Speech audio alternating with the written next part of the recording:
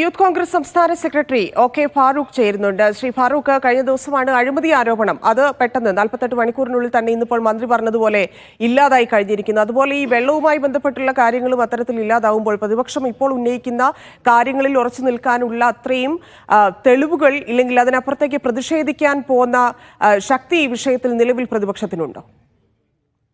തീർച്ചയായിട്ടും പ്രതിപക്ഷത്തെ സംബന്ധിച്ചിടത്തോളം ഇത് പ്രതിപക്ഷത്തിന്റെ ഒരു വിഷയമല്ല. പാലക്കാടിന്റെ പ്രത്യേക സാഹചര്യം നിങ്ങൾക്കറിയാം. പാലക്കാട് ഏറ്റവും വലിയ കുടിവെള്ള ക്ഷാമം, ജലക്ഷാമം അനുഭവിക്കുന്ന പാലക്കാട്, പ്രത്യേകിച്ച് മലമ്പുഴയിലെ ഈ പ്രദേശം. അതുകൊണ്ട് അവിടുത്തെ ജനങ്ങൾക്ക് വേണ്ടിയിട്ടുള്ള ഒരു സമരമാണ്. ഞാൻ ഇവിടെ അഴിമതിയുടെ കാര്യം പറഞ്ഞല്ലോ. 2022 ഒയാസിസ് കമ്പനി ഗവൺമെന്റിനെ ഒരു അപ്ലിക്കേഷൻ സമർപ്പിച്ചിട്ടുണ്ടല്ലോ. അന്ന് പറഞ്ഞത് ഇവിടുത്തെ ഇപ്പോഴത്തെ അബ്കാരി നിയമം ഇതിന് നിങ്ങൾക്ക് അനുവദിക്കാൻ കഴിയില്ല എന്നും, പിൻവാതിലിലൂടെ MP രാജേഷ് തന്നെ വന്ന് പറയുന്നു, നിങ്ങൾ ഭയപ്പെടേണ്ടതില്ല, ഒരു വർഷം കഴിഞ്ഞ് 2023 ആകുമ്പോഴേക്ക് ഈ ഇപ്പോഴത്തുള്ള അബ്കാരി മദ്യ നയം ഞങ്ങൾ തിരുത്തും, മാറ്റം വരുത്തും, ഭേദഗതി കൊണ്ടുവരും. ആ രീതിയിലാണ് ഈ ഒയാസിസ് കമ്പനിക്ക് ഇത്രയേറെ കേസുകളുള്ള ഡൽഹിയിലും അതുപോലെ പഞ്ചാബിലുമെല്ലാം ഈ അഴിമതി കേസിൽപ്പെട്ട ഒയാസിസ് കമ്പനി ഇവിടെ വരുന്നത്. അതുകൊണ്ട് ഞാൻ പറയുന്നു, ഇതൊരു അഴിമതി തന്നെയാവും, ഒരു സംശയവുമില്ല, ഇത് അഴിമതിക്ക് വേണ്ടി തന്നെയാണ്. രണ്ടാമത് ഇവിടെ നമ്മൾ ഓർക്കണം, ഈ പണ്ട് ഈ ഇടതുപക്ഷത്തിന്റെ മുദ്രാവാക്യം ഉണ്ടായിരുന്നു, ഞങ്ങൾ മദ്യവർജനത്തിന് വേണ്ടിയും മദ്യം കൂടുതൽ ഉത്പാദിപ്പിക്കാതിരിക്കാൻ വേണ്ടി ഞങ്ങൾ ശ്രമിക്കുമെന്ന് പറഞ്ഞ് തെരഞ്ഞെടുപ്പിനെ നേരിട്ട ആളുകളാണ്. വെറും വിരലെണ്ണാവുന്ന 10, 30, 40 മദ്യശാലകൾ, ബാറുകൾ മാത്രം ഉണ്ടായിരുന്ന കേരളത്തിൽ 800 സംതിങ് ബാറുകൾ കൊണ്ടുവന്നിട്ടുണ്ട്.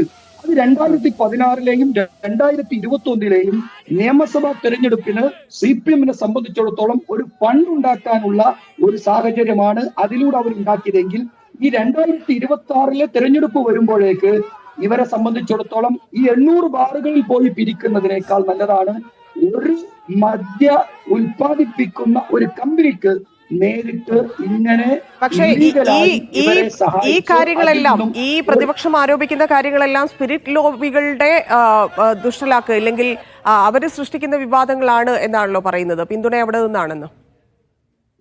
ഒരിക്കലുമല്ല. ഞാൻ ചോദിക്കട്ടെ, എങ്ങനെയാണ് ഈ ഒരൊറ്റ കമ്പനിയെ തെരഞ്ഞെടുത്തത്? ഈ ഒയാസിസ് കമ്പനി ഡൽഹിയിലെ മദ്യ കുംഭകോണത്തിനകത്ത് ഇപ്പോൾ കേസിൽ നിൽക്കുന്ന ഒരു കമ്പനിയാണല്ലോ. പഞ്ചാബിലും കേസുണ്ടല്ലോ. 2022 മദ്യ നയം എങ്ങനെ മാറ്റിയത്? അപ്പോ ഈ മദ്യം 2021 ഈ ഒരു കമ്പനിക്ക് വേണ്ടി അവിടെയാണ് ഞങ്ങൾ ഉറച്ചു നിൽക്കുന്നത്.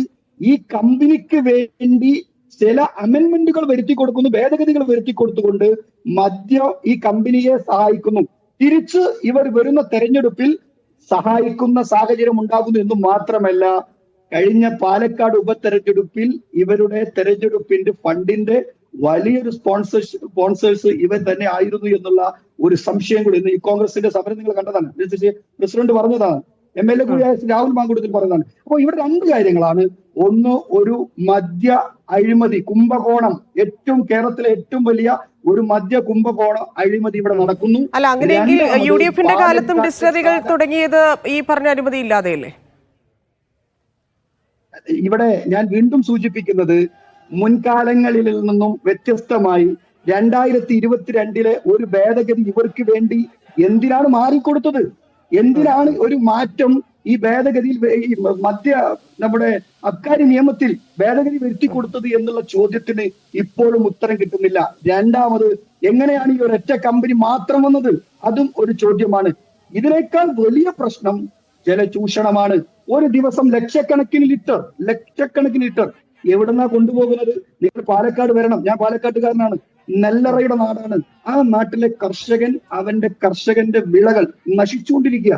ഒരു കാരണം എന്ന് പറയുന്നത് യഥാസമയത്ത് അവർക്ക് വെള്ളം കിട്ടുന്നില്ല എന്ന് പറയുന്ന ഈ കാലഘട്ടത്തിലാണ് ഇത്രയും വലിയൊരു ജലചൂഷണം. നിങ്ങൾ അവിടെ വരണം, എലപ്പുള്ളിയിൽ വരണം, മലമ്പുഴയിൽ വരണം, പാലക്കാട് വരണം.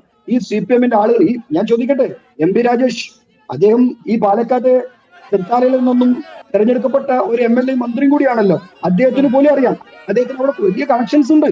ഞാൻ അതിന് വേറെ രീതിയിലേക്കൊന്നും പറയുന്നില്ല, വലിയ കണക്ഷൻസ് അവിടെ ഉണ്ട്. അദ്ദേഹത്തിന് പോലും അറിയാം അവിടെ എത്രയോ ബോർവെൽ, കുഴൽക്കിണറുകൾ കുഴിച്ച് വെള്ളമില്ലാത്തൊരു സാഹചര്യം ഉണ്ടാകുമ്പോൾ ഞങ്ങൾ ചോദിക്കുന്ന ചോദ്യത്തിന് എന്ത് മറുപടിയാണ് ഈ മന്ത്രിക്ക് നൽകാനുള്ളത്? 2018 ഇതേ തീരുമാനം എടുത്തതാണ്. അന്ന് പ്രതിപക്ഷത്തിന്റെ ജനങ്ങൾക്ക് വേണ്ടിയുള്ള സമരം ഞങ്ങൾ നടത്തിയതിന്റെ പേരിൽ പിന്തിരിഞ്ഞു പോയി.